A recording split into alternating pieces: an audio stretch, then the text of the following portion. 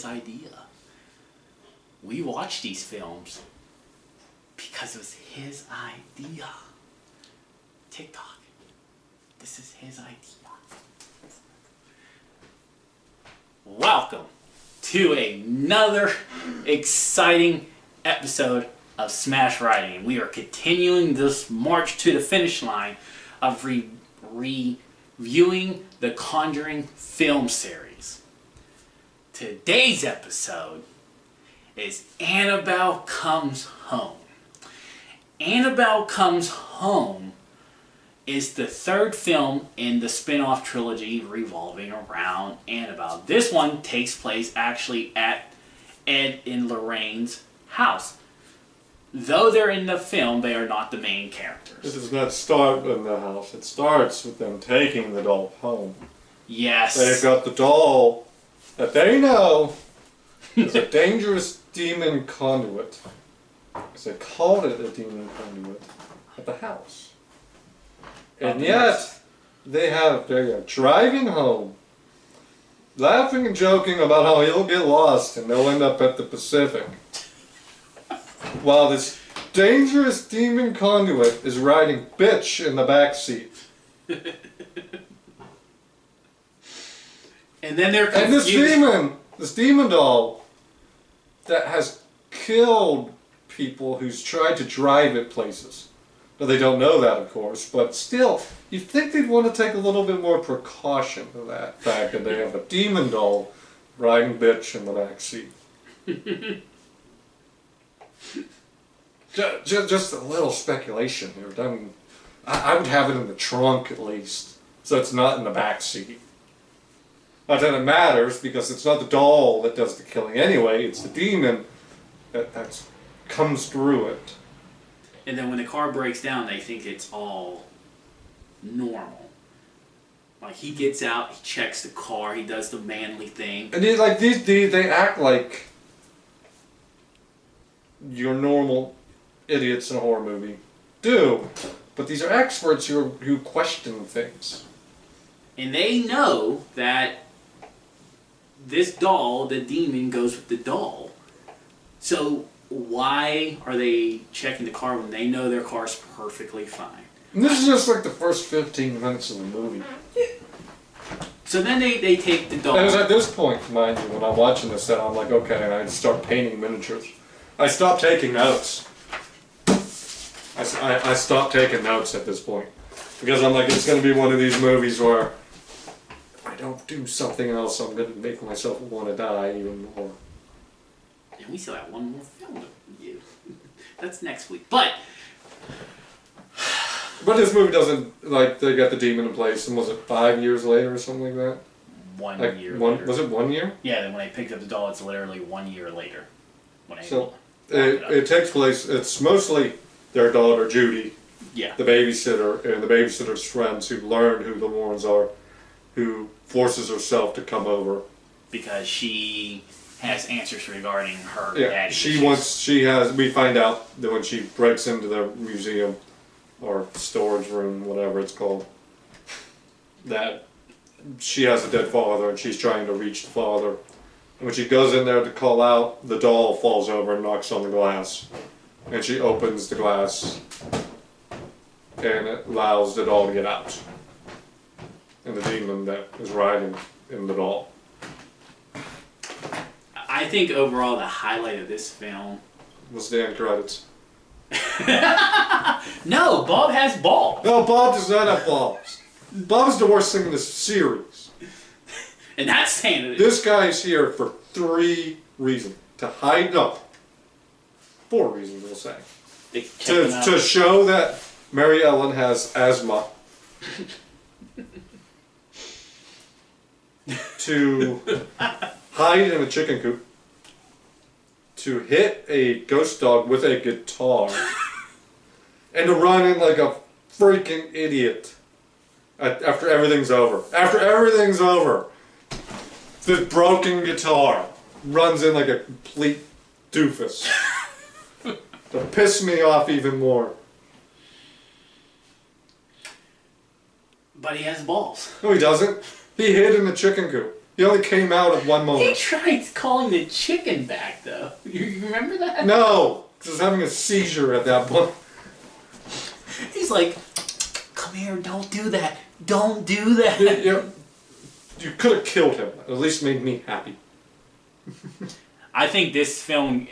This film was a step back from creation. Yes. It's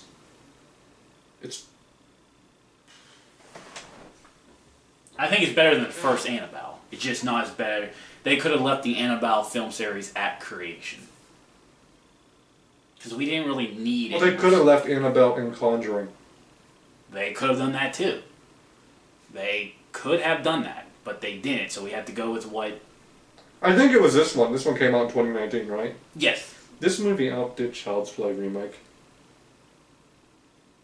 You seem so pissed off about that. I am. You're grabbing your beard. The Child's Play remake was really good. It was an enjoyable movie. And this one was not. Like, they do things in this movie because they have to make the characters fit where they need them to. And then you know the scene I'm talking about because I ranted at you already about this scene. The inhaler scene. Yes. Mary Ellen has an asthma attack in this movie over the idea that Daniela is going to rat out her crushed body. So it doesn't take much to trigger an asthma attack in Mary Ellen. But she left her inhaler in the car because they needed to separate the three of them so Daniela can be possessed by the demon, but doesn't do anything. Remember that. She does nothing after she's possessed. She just appears okay to help them secure the doll back in the glass. Why was that inhaler in the car? She would at least bring it into the house, because with her asthma, like a nightmare could trigger an asthma attack in this girl. And, you know, before that point, we were talking because I have asthma. I have two different inhalers. One's more of an allergy and one's more of a rescue inhaler, which is the most common one. I use the excuse that I don't like to carry mine with me, but I also stay away from the triggers, where, as Justin did point out, if a simple panic attack can trigger this girl's asthma, It's not even like it's like a true panic attack. She was just like, no, don't do it, and like that little burst of adrenaline was enough to give her an asthma attack. Which in concept, any time she would do a burst of energy, Or like a nightmare could give her an asthma attack, and if she that's left the her case, inhaler in the car. Like, yeah, teens aren't responsible. Like, like the thing is, like, this scene didn't have to happen. The kids were already separated. Judy was sleeping, Mary Ellen was wandering the house, and Daniela was locked in the antique room. You could have just possessed Daniela in the antique room. Yeah, because she was in that room for a while. By herself, too, this whole entire time. Like, during this night's... And I know, by not having the scene, Bobbio couldn't have had his grand idiotic moment of hitting a ghost with the guitar. Oh no, he'd have to come out of the chicken coop and swing his idiot guitar. I rewound over that freaking guitar scene, by the way. Where he's out there, dude. Like, no, absolutely not. Stick a fork in my eye. The fact they didn't go Kevin McAllister and throw a brick at him on that scene, like, that would have taken this movie from where I think of it to like gold standard movie. They would have bricked him in the face while he was singing his stupid song. So through the haunting process of surviving all of these, what will soon to be spin-off characters. And like, you had like moments where like the woman in the dress was out, the TV was going, because she touched all of them. Yeah. Like, you could have done something so much cooler with this movie. You had all of these objects, but it was all just being triggered because of Annabelle. It wasn't like the objects were doing anything, it was Annabelle controlling all the objects. Yeah, and that's why they made it clear that she's in this special case, because she is something, well, the demon is something powerful, where all the other stuff, once it's blessed, it's just staying put. Of course, you know... They could have done something cool with this movie. The night ends... As much as I don't like the Lorraines in these movies, this movie felt like it needed them to be in it. Yeah. Didn't it? It felt like it needed them. Because they could have rescued the kids right off the bat. You know, Judy didn't. It's funny because like Judy's the youngest one, and she's. I mean, obviously her family being who they are, she has knowledge, and Judy had to come to the rescue of everyone. But it felt like the Lorraines were missing. Like they almost like neutered the Annabelle doll in a way because all they had to do was just chuck it back in the case. Yeah. Now, and they made it as like the Annabelle put up a good fight, but it's like they had their hands on that doll so much they could just get in there until the final end when the thing was like struggling against the door. Yeah. I think. Oh, and it kind of breaks what you were arguing about in the last review. Because the demon was just taking Judy's soul.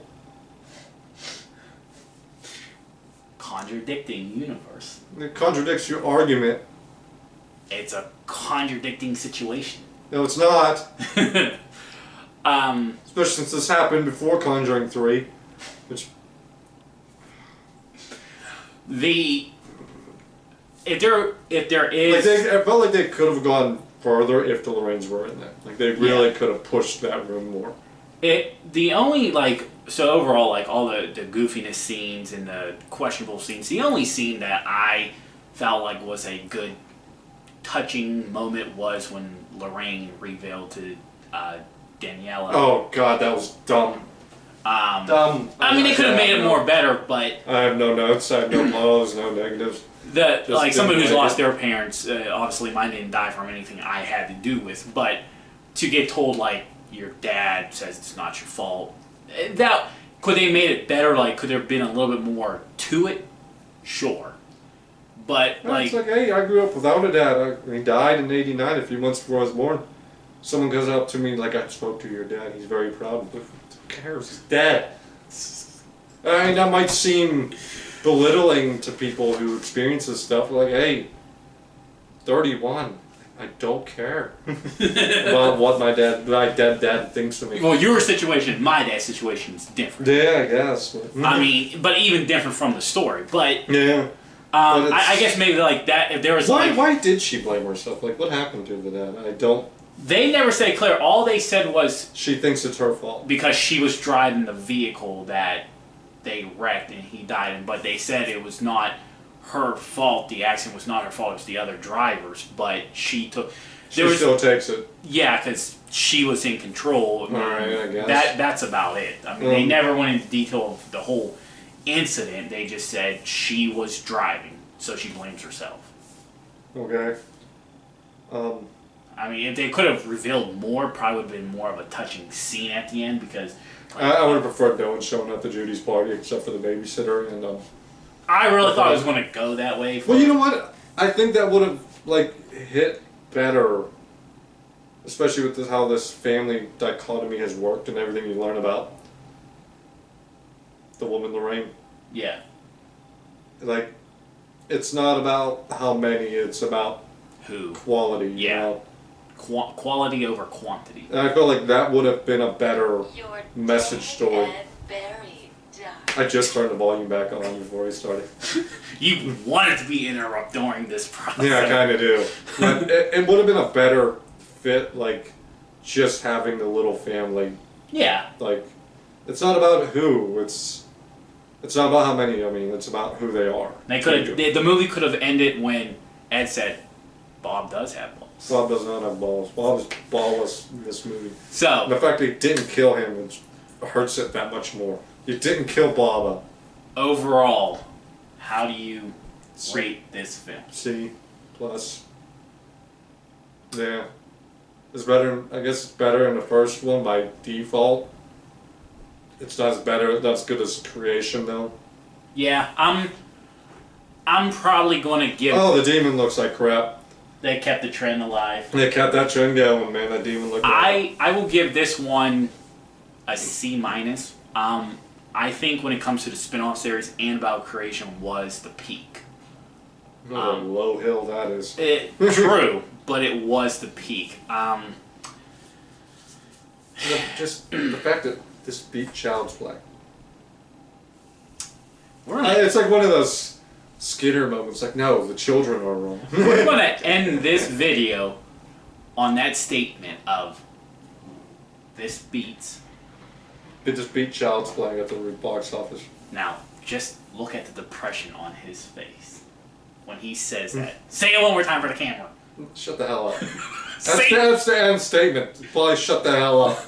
Bye-bye. Till next